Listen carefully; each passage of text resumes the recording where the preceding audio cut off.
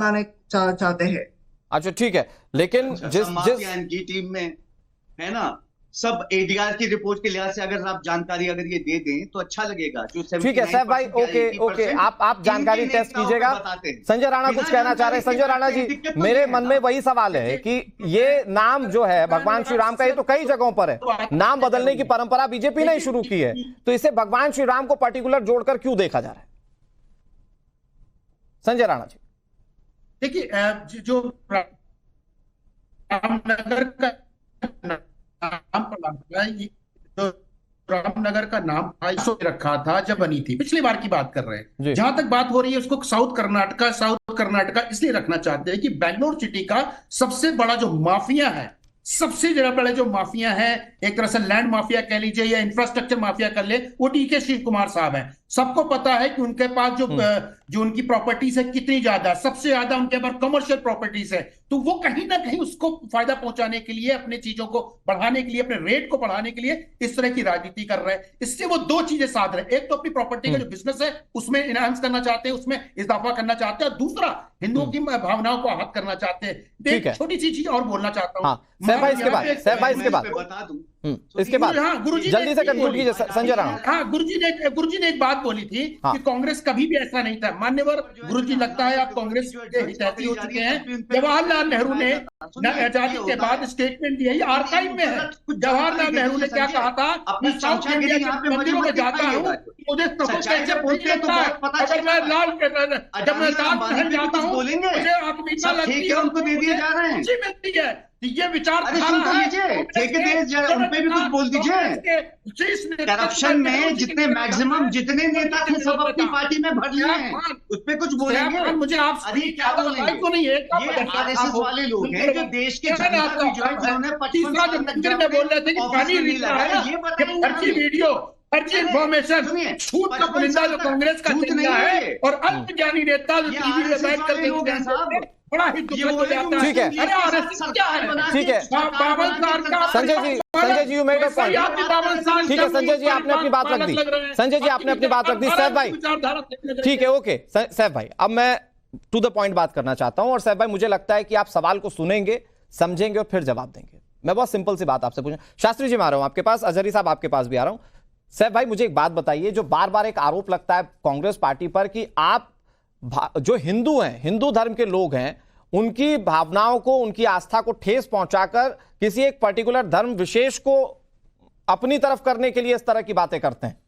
और इसके एक नहीं कई सारे उदाहरण हैं। मैं आपको बता दूं, आप लोग राम मंदिर नहीं गए, आप लोगों ने बार बार ये कहा कि हिंदू में वो जाते हैं, मंदिर में वो जाते हैं जो लड़कियां छेड़ते हैं। ये राहुल गांधी का स्टेटमेंट है। सतीश जारकिहोली ने कहा था कि हिंदू का मतलब भयानक होता है। आप लोग उनके साथ सियासत करते हैं जिन्होंने सनातन को गाली दी, जो रामचरितमानस को क्वेश्चन करते हैं, आप लोग उनके साथ भी मंच शेयर करते हैं राजनीति के। तो ये आरोप आप पर लगते हैं कि आप एक पर्टिकुलर धर्म को अपनी तरफ करने के लिए जो हिंदू विरोध में होता है वो सब करते हैं। सैफ खान, और इसी पर बात कीजिएगा। जवाब दूं अनुराग प्लीज। है ना, सबसे पहली चीज, इंडियन नेशनल कांग्रेस, देश में सबसे बड़ा मंदिर कौन सा है बताइए अनुराग? आप बताइए। विराट रामायण मंदिर। सुनिए मैं बता देता हूं, 2013 में जो है इंडियन नेशनल कांग्रेस की ही पासिंग की, वो याद आया, याददाश्त की कमी दूर है ना। सुनिए, विराट रामायण मंदिर आज भी देश सबसे बड़ा मंदिर जो है पूरी दुनिया में वो है कंबोडिया में। उसके बाद आता है विराट रामायण मंदिर जो है 2013 में, जिसका जो है पास किया गया था इंडियन नेशनल कांग्रेस। दूसरी चीज जो है 135 फीट की मूर्ति जो है आंध्र प्रदेश में भगवान हनुमान जी की स्थापना की इंडियन नेशनल कांग्रेस ने। लक्ष्मण झूला उत्तराखंड में आपने देखा, 200 से ज्यादा मंदिरों में की कंट्रीब्यूशन है इंडियन नेशनल कांग्रेस में। यहाँ तक के जो संजय राणा जी आप भी वही कर रहे हैं। संजय राणा जी शांत तो रहिए, बोल तो लेने दीजिए उन्हें। संजय घबरा गए। ये है इंडियन नेशनल कांग्रेस का कॉन्ट्रीब्यूशन हिंदुओं के लिए, या इस आस्था के लिए जो है, जो उसको मानने वाली है, जो हमारे देश में 80% आबादी है। ऐसे नहीं, ढोंगी नहीं है जैसे ये बैठे हैं।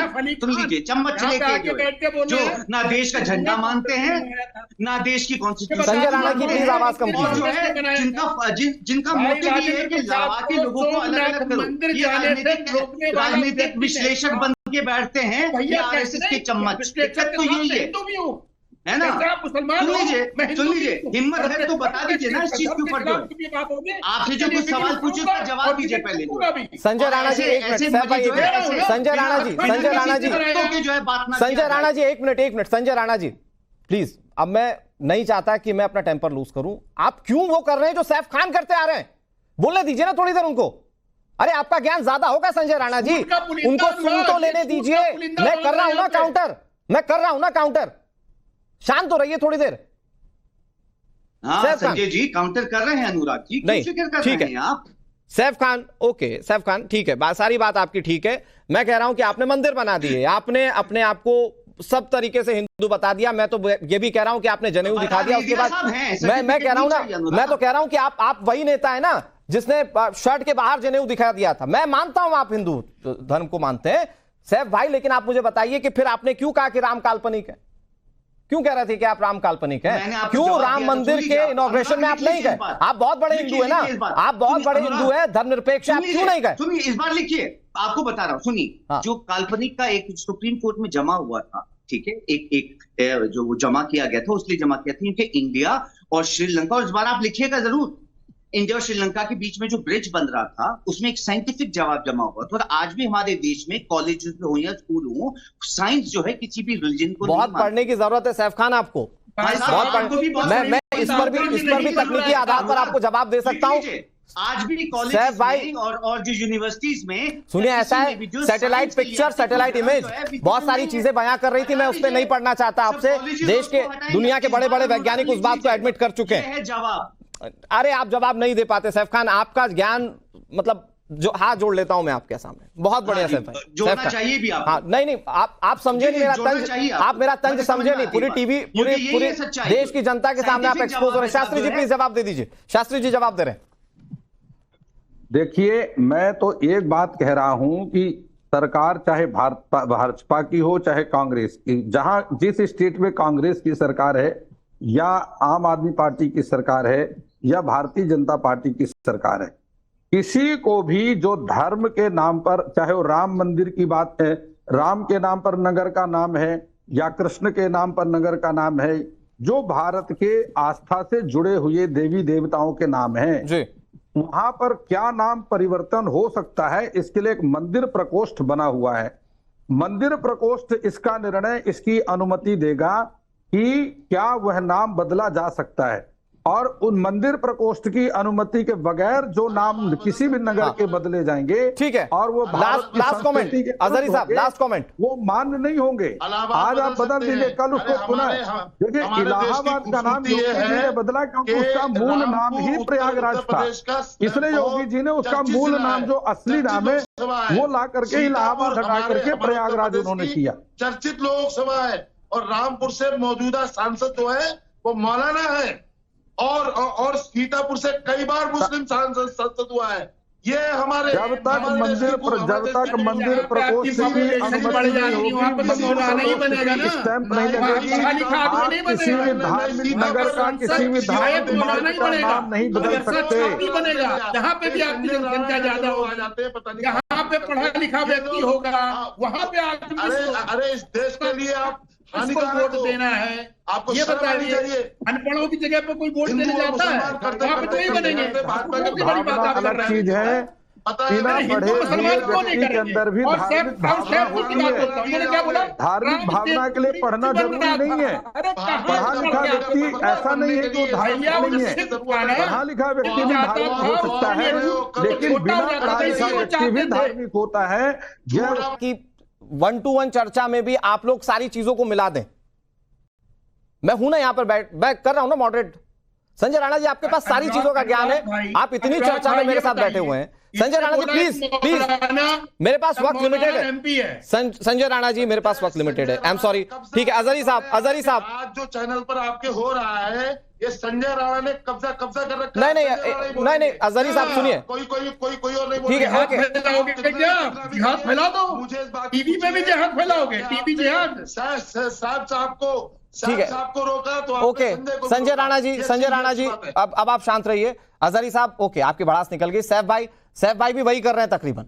सैफ भाई से पूछो, ए बताते जेड है। खैर वो दिक्कत, वो सैफ भाई मुस्कुरा रहे, सैफ भाई मुस्कुरा रहे, वो दिक्कत क्या है सैफ? नहीं सैफ भाई, हाँ बिल्कुल जनता देख रही है ना, आप चंद चीजें पढ़कर आते हैं, आपको वही बताना होता है, आपको मतलब ही नहीं कि डिबेट में क्या।